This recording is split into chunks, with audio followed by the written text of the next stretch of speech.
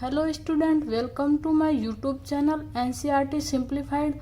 तो पिछले वीडियो में हमने पढ़ा था कि प्रोटिस्टा जगत में कौन कौन से जीव आते हैं और उसके क्या क्या लक्षण हैं। वो अगर वीडियो आपने नहीं देखा है तो एक बार वो वीडियो ज़रूर देख लेना। और आज हम इस वीडियो में पढ़ने वाले हैं कवक जगत के बारे में। तो हम स्टार्ट करते हैं इस टॉपिक को। सबसे पहले हम पढ़ते हैं कि परपोषी जीवों में फंजाई का जीव जगत में एक विशेष स्थान है। इसकी आकारिकी तथा वास स्थानों में बहुत भिन्नता होती है। आपने नम रोटी व छड़े हुए फलों में कवक को देखा होगा। जो रोटी हम नम स्थान पे रखते हैं या कोई फल छड़ जाता है तो उसमें जो फफूंद लग जाती है उसी को हम कवक बोलते हैं। सामान्य छत्रक, मशरूम तथा कुकुरमुत्ता, टोड स्टूल भी फंजाई हैं। जो हम मशरूम खाने के लिए यूज करते हैं उसी को हम कवक बोलते हैं। सरसों की पत्तियों पर स्थित सफेद धब्बे परजीवी फंजाई के कारण होते हैं। सरसों की पत्तियों पर जो सफेद सफेद धब्बे लग जाते हैं वो भी इसी फंजाई के कारण होते हैं। कुछ एक कोशिकीय फंजाई जैसे यीस्ट का उपयोग रोटी तथा बियर बनाने के लिए किया जाता है। वैसे तो एक कोशिकीय जीवों को फंजाई में नहीं रखा जाता है, लेकिन यीस्ट इसका एक अपवाद है। कवक जगत में हम बहुकोशिकीय और यूकेरियोटिक जीवों को रखते हैं, लेकिन यीस्ट इसका एक अपवाद है। यह एक कोशिकीय है, लेकिन इसको हम कवक जगत में क्यों रख रहे हैं, इसके पीछे कारण ये है कि इसकी जो कोशिका भित्ति है वो काइटिन की बनी होती है। इसके कारण हम इसको कवक जगत में रखते हैं। आगे हम देखते हैं अन्य फंजाई पौधों तथा जंतुओं के रोग के कारण होते हैं। कुछ फंजाई ऐसे होते हैं जो हमारे लिए लाभदायक होते हैं और कुछ फंजाई ऐसे होते हैं जो हमारे लिए हानिकारक होते हैं। उदाहरण के लिए गेहूं में कीट रोग पैक्सिनिया के कारण होता है। गेहूं में जो कीट रोग होता है वो पैक्सिनिया फंजाई के कारण होता है। ये आपको याद रखना है, बहुत ही इम्पोर्टेंट है। कुछ फंगल जैसे पेनिसिलियम में प्रतिजैविक एंटीबायोटिक का निर्माण करते हैं। ये हमारे लिए हानिकारक है और ये हमारे लिए लाभदायक है। फंजाई विश्वव्यापी हैं। ये हवा में भी होते हैं, जल में भी होते हैं, मिट्टी में भी होते हैं, हर जगह पाए जाते हैं, इसलिए इसको विश्वव्यापी बोला जाता है। ये गर्म तथा नम स्थानों पर सरलता से उग जाते हैं। फंजाई कैसे होते हैं? तंतुमय होते हैं। फंजाई एक तंतुमय संरचना होती है और इसमें एक केंद्रक होता है, लेकिन यीस्ट जो एक कोशिक होता है इसका अपवाद है। यीस्ट पहले भी मैंने आपको बताया कि ये जो यीस्ट है ये कवक का एक अपवाद है। ये लंबी पतली धागे की तरह की संरचना होती है। ये यीस्ट की संरचना होती है, एक लंबे धागे की तरह होती है, जिन्हें कवक तंतु कहते हैं। एक ही संरचना होती है और इसको हम बोलेंगे कवक तंतु। कवक तंतु के जाल को हम कवक जाल या माइसीलियम कहते हैं। ये बहुत सारे कवक के तंतु हैं, ये एक जाल बना लेते हैं और इसको हम माइसीलियम बोलते हैं। कुछ कवक तंतु सतत नलिकाकार होते हैं जिसमें बहुकेंद्रिक कोशिका द्रव्य भरा होता है। को हम समझते हैं जैसे ये कोई एक कोशिका तंतु है, ये कोई एक तंतु है कवक तंतु। इसमें क्या होगा कि विभाजन होगा। तो विभाजन होगा तो सबसे पहले विभाजन होगा केंद्रक में। केंद्रक में सबसे पहले विभाजन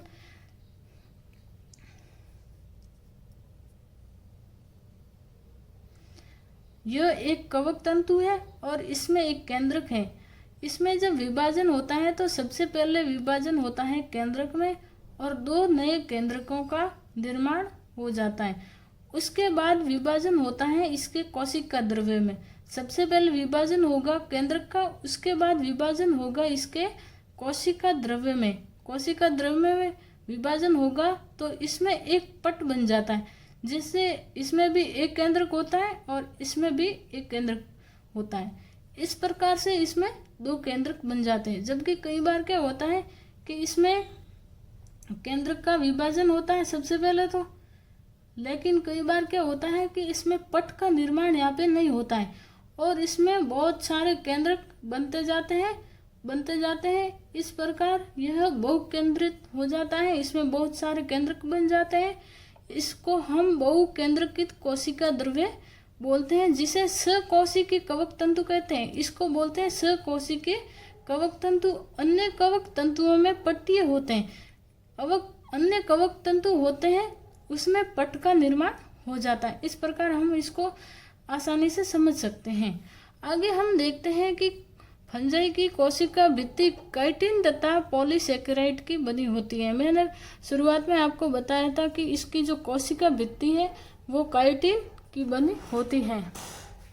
आगे हम देखते हैं अधिकांश फंजाई परपोषित होती है। यह मृत बस्ट्रेस्ट से घुलनशील कार्बनिक पदार्थों को अवशोषित कर लेती हैं। अधिकांश जो फंजाई होती हैं वो मृतोपजीवी होती हैं और जो छड़े गले जीवों से अपना भोजन प्राप्त करती हैं उन्हें हम मृतजीवी बोलते हैं। जो फंजाई सजीव पौधों तथा अन्य जंतुओं पर निर्भर रहती हैं उन्हें हम परजीवी बोलते हैं। जैसे हमारे भी कई बार दाद खुजली हो जाती है तो हम उनके लिए एक परजीवी की तरह है, हम जीवित हैं, उसी प्रकार से वो अपना पोषण प्राप्त करती हैं जो कि परजीवी होती हैं। यह शैवाल तथा लाइकेन के साथ तथा उच्च वर्गीय पौधों के साथ कवक मूल बनाकर भी रह सकती हैं, जैसे फंजाई सहजीवी कहलाती हैं। कुछ फंजाई ऐसी होती हैं जो सहजीवी के रूप में होती हैं, जैसे लाइकेन है तो इसमें शैवाल और कवक दो सहजीवी के रूप में रहते हैं जो किसी को भी नुकसान नहीं पहुंचाते और सहजीवी की भांति कार्य करते हैं और साथ साथ अपना कार्य करते हैं। आगे हम देखते हैं फंजाई में जनन कायिक खंडन विखंडन तथा मुकुलन विधि द्वारा होता है। ये जो फंजाई है इसमें कायिक जनन खंडन विखंडन तथा मुकुलन विधि के द्वारा होता है। खंडन का मतलब है कि इसमें किसी भी स्थान से कोई खंड टूट के जनन हो जाता है और विखंडन मतलब निश्चित कोई भाग से टूटता है और उसमें प्रजनन की क्रिया हो जाती है, उसको हम विखंडन बोलते हैं। अलैंगिक जनन बीजाणु जिसे कोनिडिया कहते हैं। अलैंगिक जनन होता है जिसमें बीजाणु होते हैं और उन बीजाणुओं को हम कोनिडिया कहते हैं, अथवा धानी बीजाणु अथवा चल बीजाणु द्वारा होता है। अलैंगिक जनन होता है वो चल अथवा अचल बीजाणुओं के द्वारा होता है। आगे हम देखते हैं इसमें लैंगिक जनन निषिक्तांड उसोप्रा एस्कस बीजाणु तथा बेसिडियम बीजाणु के द्वारा होता है। जो लैंगिक जनन होता है वो इन 3 युग्मकों के द्वारा होता है। विभिन्न बीजाणु सुस्पष्ट संरचनाओं में उत्पन्न होते हैं जहाँ पर बीजाणुओं का निर्माण होता है और जहाँ से बीजाणु उत्पन्न होते हैं जिसको हम फलनकाय बोलते हैं। लैंगिक चक्र में निम्नलिखित 3 सोपान होते हैं। जो लैंगिक जनन होता है इनमें 3 सोपान होते हैं, वो कौन कौन से हम देखते हैं। 2 चल अथवा अचल युग्मकों के प्रोटोप्लाज्म का संलयन होना, इस क्रिया को प्लाज्मोगेमी बोलते हैं। क्या होता है 2 चल अथवा अचल बीजाणु होते हैं, उनके जो कोशिका द्रव्य होता है उनका संलयन हो जाता है, उसको हम प्लाज्मोगेमी बोलते हैं। 2 केंद्रकों का संलयन होना जिसे हम केंद्र संलयन बोलते हैं।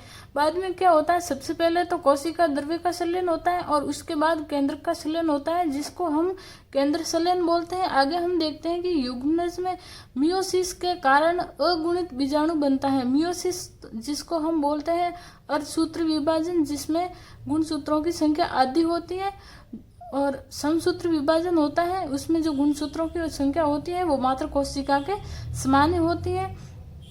उनसे क्या होता है कि अगुणित बीजाणुओं का निर्माण होता है, अर्थात गुणसूत्रों की संख्या आधी हो जाती है। लैंगिक जनन में सहसंयोजी संगम के दौरान 2 अगुणित कवक तंतु पास पास आते हैं और संलयनित हो जाते हैं। कुछ फंजाई में 2 अगुणित कोशिकाओं में संलयन के तुरंत बाद एक द्विगुणित कोशिका बन जाती है।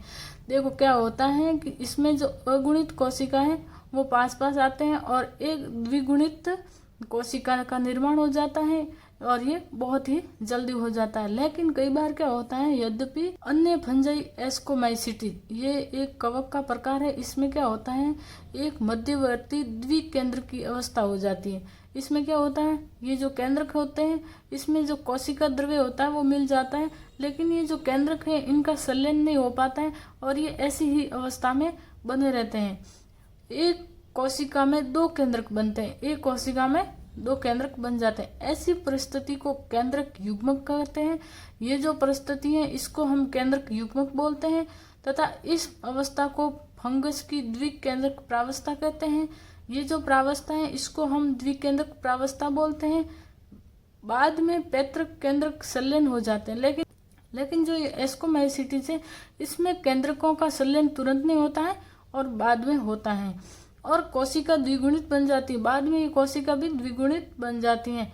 फंजाई फलनकाय बनाती हैं जिसमें न्यूनीकरण विभाजन होता है जिसके कारण अगुणित बीजाणु बनते हैं। आगे हम देखते हैं कि कवक जाल की आकारी की बीजाणु बनने तथा फलनकाय बनने की विधि जगत को विभिन्न वर्गों में विभक्त करने का आधार बनते हैं।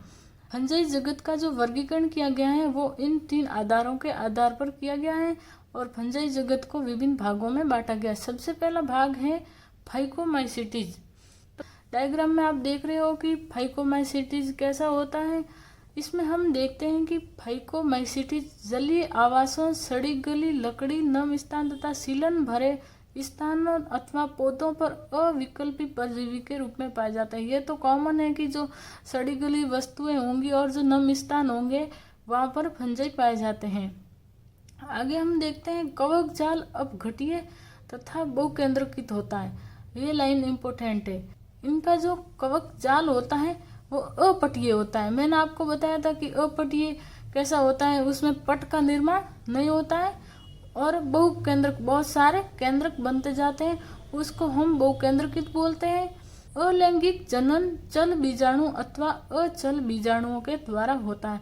ये भी लाइन इम्पोर्टेंट है कि जो इसमें अलैंगिक जनन है वो चल बीजाणुओं से होगा या फिर अचल बीजाणु से होगा। आगे हम देखते हैं ये बीजाणु धानी में अंतरजातीय उत्पन्न होते हैं। ये यहाँ पर जो बीजाणुओं का निर्माण होगा वो बीजाणु धानी के अंदर ही उत्पन्न होंगे, उनका निर्माण बाहर नहीं होगा, शरीर के अंदर ही उनका निर्माण होता है। 2 युग्मकों के संलयन से युग्माणु बनते हैं। इन युग्मकों की आकारी की एक जैसी समयुग्मकता अथवा भिन्न असमयुग्मकी अथवा विषम युग्मकी हो सकती है। इसमें जो युग्मकों का निर्माण होता है उनकी आकृति समान भी हो सकती है और असमान भी हो सकती है। इसके सामान्य उदाहरण है एक म्यूकर। म्यूकर आपने पहले डायग्राम में देखा था, उसको म्यूकर बोलते हैं। दूसरा है राइजोपस जिसको हम रोटी की कवक बोलते हैं। ये इम्पोर्टेंट है, ये याद रखना। राइजोपस जिसको हम रोटी की कवक बोलते हैं। तीसरा है एल बुगो, सरसों पर परजीवी फंजाई, ये सरसों पर पाई जाती है एल बुगो। दूसरा हम इसका प्रकार पढ़ रहे हैं एस्कोमाइसीटीज।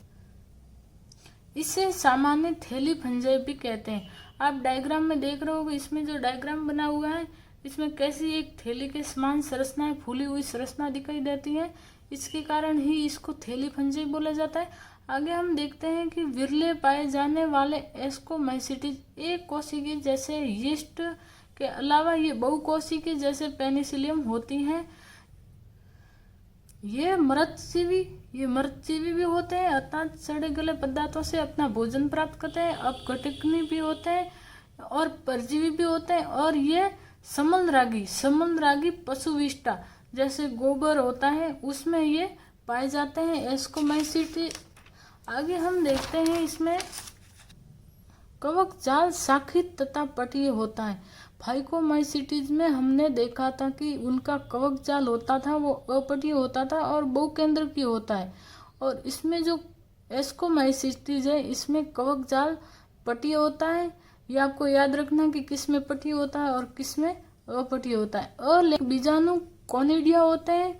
इसमें जो अलैंगिक बीजाणु होता है उसको हम कोनिडिया बोलते हैं। जो विशिष्ट कवक जाल जिसे कोनिडियम धर कहते हैं पर बहिर्जात रूप से उत्पन्न होते हैं, इसका जो कवक जाल होता है उसको हम कोनिडियम धर बोलते हैं। और उसमें जो इनका निर्माण होता है वो बहिर्जात होता है, अर्थात उनके अंदर नहीं होकर बाहर होता है।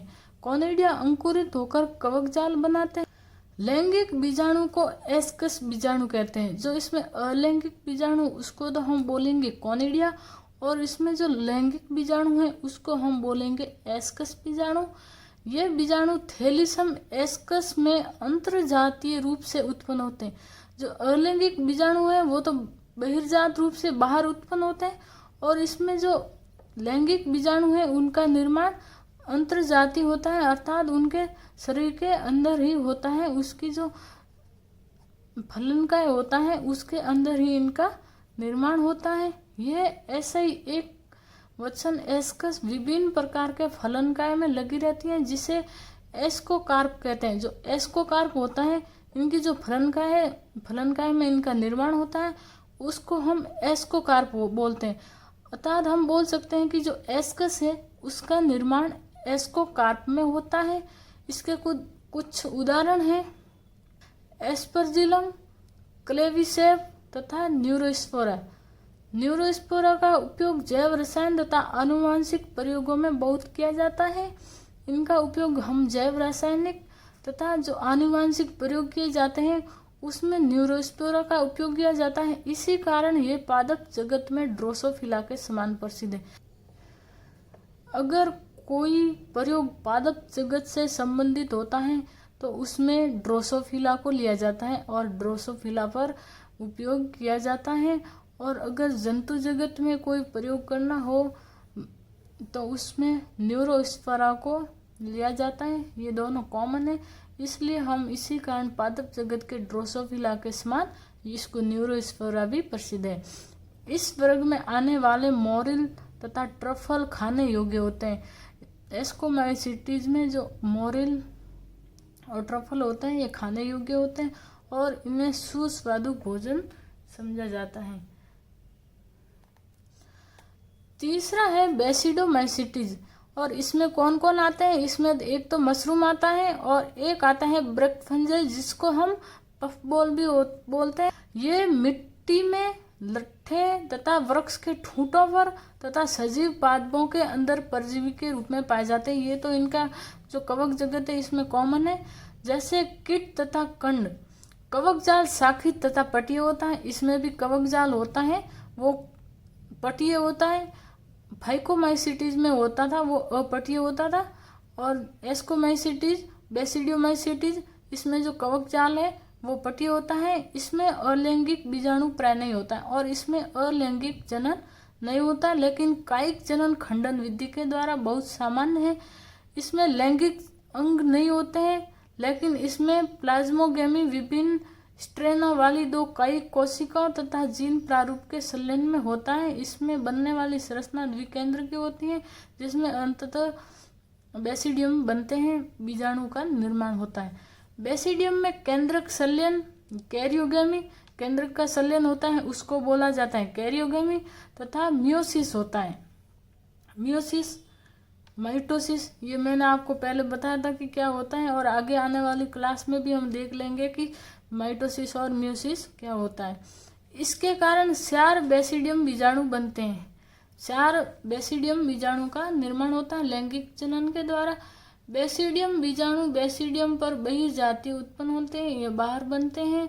बेसिडियम फलनकाय में लगे रहते हैं, जिसे बेसिडियोकार्प बोलते हैं। ये जो बेसिडियोकार्प है इसमें ही बेसिडियम का निर्माण होता है। इसके कुछ सामान्य उदाहरण हैं, जिसे हम एगेरिकस, जिसको हम मशरूम बोलते हैं, आस्टिलेगो कंड तथा पक्सिनिया कीट फंगस। पक्सिनिया के बारे में आपको मैंने पहले भी बताया था, ये गेहूं पर रोग उत्पन्न करता है, इसको हम पक्सिनिया बोलते हैं। इनका चौथा प्रकार है ड्यूटेरोमाइसिटीज।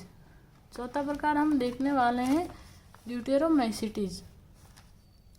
तो ड्यूटेरोमाइसिटीज में हम पढ़ते हैं कि ये प्राय अपूर्ण कवक भी हैं। इसको अपूर्ण कवक क्यों बोलते हैं, इसमें हम देखते हैं क्योंकि इनकी केवल अलैंगिक अथवा कायिक प्रवस्था ही ज्ञात हो पाई है, क्योंकि इसमें जो लैंगिक जनन है वो नहीं पाया जाता है। इसके कारण इसको हम अपूर्ण कवक बोलते हैं। जब इस फंजाई की लैंगिक प्रवस्था की खोज हो जाती है तब उसे इसके उचित वर्ग में रख दिया जाता है।